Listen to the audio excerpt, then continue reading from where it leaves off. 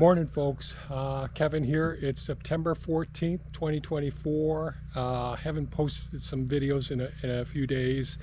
Both Thea and I have had some back injuries, so we've been a bit laid up for a while. Thea's making steady recovery. She still has quite a ways to go, but she's making improvement, going to the physical therapist a couple days a week.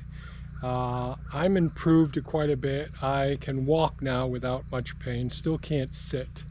Because of sciatic pain radiating down my right leg. The lower back pain is much better. So I'm doing pretty well, thank goodness. And so I thought what I'd do is give you a quick update on the gardens. So we'll start off as we usually do, right over here in the western garden plot. Now I haven't been over here. There's some bindweed up in here. Some bindweed on this honeyberry here, or hascap. Some weeds coming up around the bases of some of the blueberry plants here. Of course, honeyberries and the blueberries have all finished what they can do. A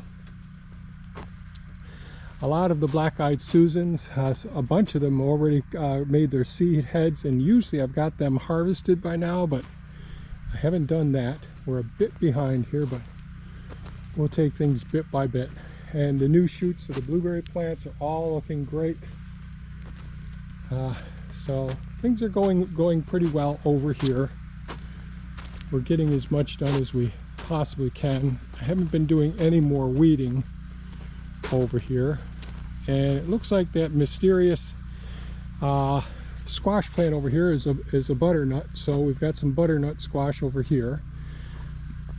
And Thea has been able to come out and harvest quite a few of the thornless blackberries out here.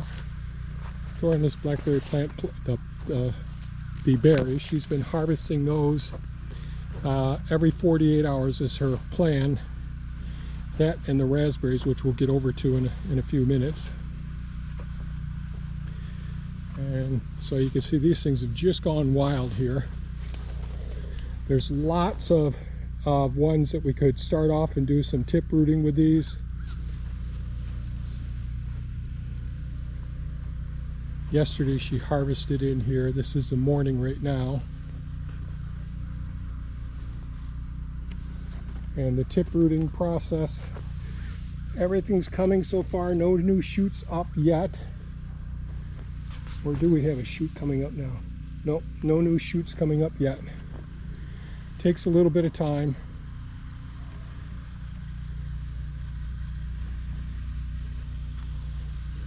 And of course there's the squash right here. And I probably should not have come right through here. I'll try not to destroy everything in here.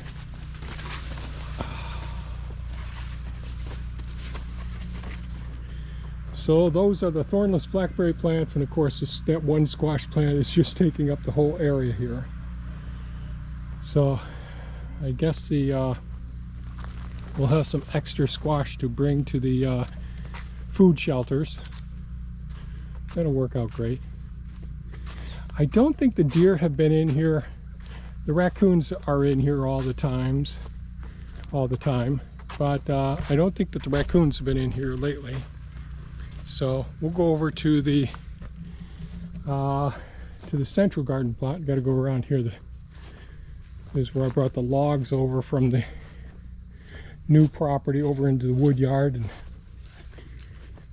so the tractor and trailer are right there.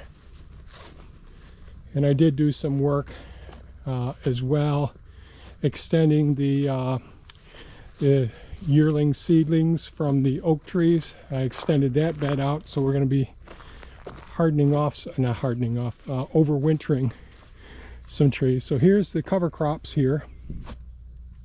So we had the garlic and the shallots here, and so the cover crops are really doing beautifully. So we got peas, we got the wheat in here, we got the daikon radish, we got the vetch in here, peas coming out in the side. What else? And certainly lots of brassicas in here as well. And the mustard's going to seed now. So real happy with these cover crops. They're probably the best darn thing that I've ever done for our gardens. Now I did with our Norway spruces here. I turned off this drip tape. I think I'm overwatering them. Getting watered every night. With this soil, it holds so much water. I don't think it was a smart idea on my part. So I shut off the drip tape for that. And I was able, all right, so we had corn over here, sweet corn over here, and then we had all the squash down in here, and we have the kale down there, which is still doing great.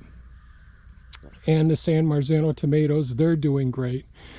But I ended up taking down the fence, and that's when I really hurt my back much worse. It made things really bad. My sciatica really kicked up because all of the weeds that grew up in the electric fencing, which is really prime, is it Prime One? I can't remember the name of it. Premier One fencing, which is all woven fabric, and all of those big weeds got in there, and boy, I'll tell you, really something. So we got some of the sweet corn. The raccoons have been going through every night, and the deer, so I said, I'll take the fencing down, clean up around there. That's when I hurt myself. But I was able to go ahead and get the cover crop seed into these two beds. So the corn was here, the squash was here. I think we were able to salvage 2 squash because the deer just love them and all. So real happy with how this garden is done. But when you get injured, like they got injured, and then we let the weeds overgrow here, a bit of a hassle. So that's how things work at times. Let's go over to where the eagle is over here, where the herb garden is, and take a look here. So the lavender looks fantastic. Really love our lavender. It's early now, so the bees really aren't. It's real foggy here. Oh, there's a carpenter bee right there, bumblebee. The thyme, the sage over there, more lavender, more oregano. Thea mentioned that she'll probably put the herbs that are up front, will go up there and end up there, and bring those over into this area here, because they end up being just more than enough, and it's easier to go to one place to get your herbs as opposed to having them in a couple of places. And I've got the herbs out in the food forest as well, but we just don't go out and harvest those.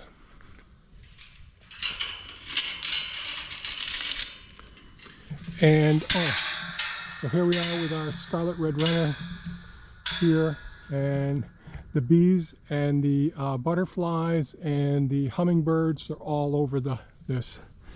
And I love how this makes the tunnel here really fascinating, and it makes it so much easier when we're harvesting the beans.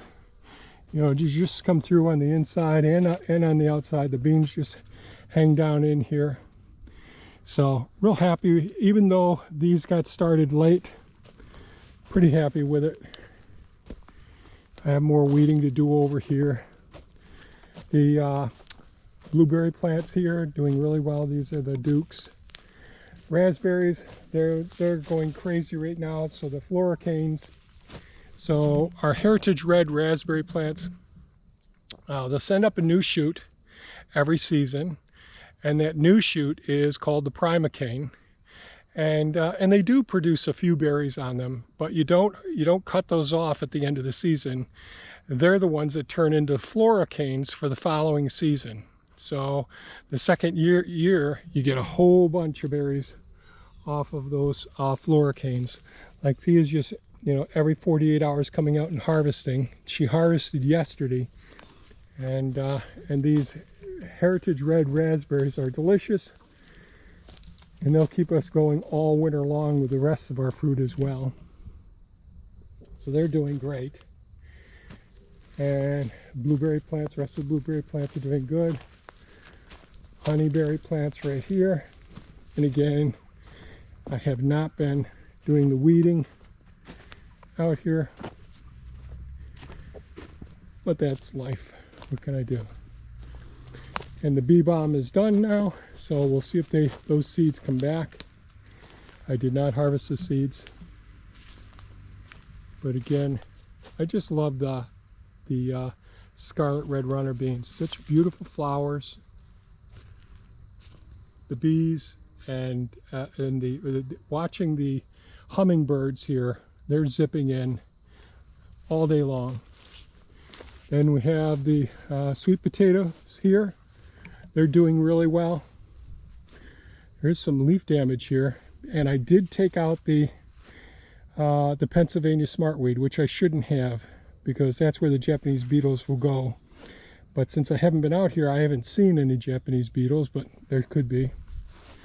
Strawberry plants, Thea has tried to keep the runners going to the places and all, but as you can see, they're coming all over the place.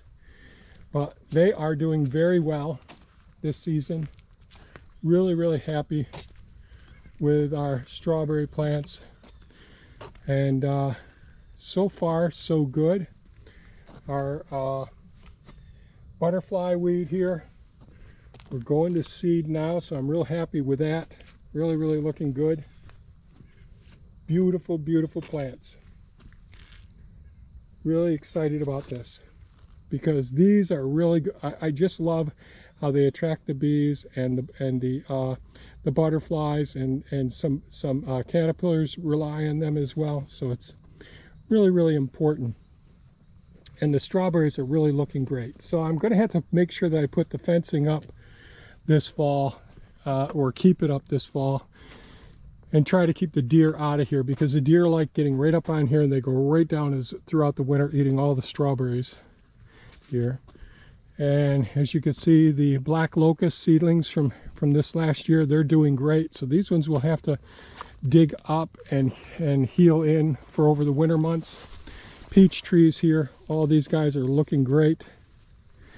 Just work around here.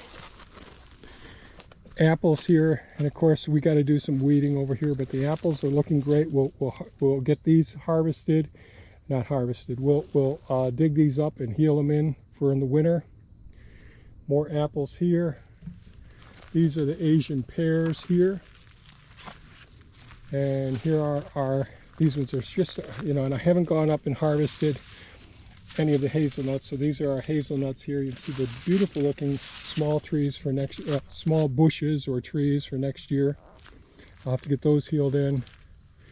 And these don't have any, no, this one actually has peach seeds in this one. So I have to clean up the weeds in here. These two don't have anything in them. And there's some more honeyberry plants over there. So yeah, we're behind in the weeding. It's life.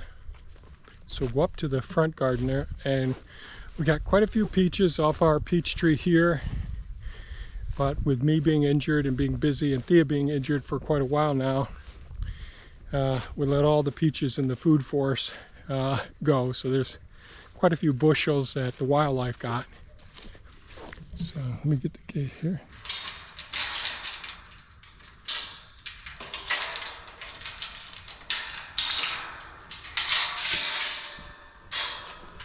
And I ended up putting, besides pruning this peach tree, I ended up putting some supports, because the weight of all the peaches was pretty intense. Still a couple of peaches on there. And these are really delicious peaches. My goodness.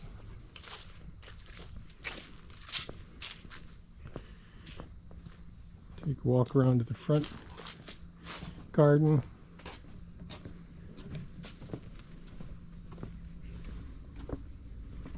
And of course, here's all the thyme in here, which I think this fall or next spring, Thea will dig up. Oregano here, oregano down in there. Lots of oreganos, more thyme. And of course, iris is long in here. Hostas are doing very well. The sedum, really expansive. I really like this sedum, because this can be our weed suppression up here. That'll work out really, really well. And our Japanese maples, these indoor plants, hostas, and we've got some hostas we want to put over by Pond 8. Another Japanese maple there, and one here, and some of these sedums. So this one really isn't taking off yet. This one's doing okay over there, spreading slowly but surely, and this one's doing pretty well, expanding even more. and another Japanese maple here. Some weeds in here. Thea really takes care of this garden here. So that's it for today's video. I wanted to give you an update on how things are going. Pretty happy with how the gardens have produced, especially with us having limited flexibility and ability to get the work done out here. So if you have any comments or questions, please leave them below. I hope your gardens are doing well and you're harvesting like crazy right now. It's a fantastic time of year.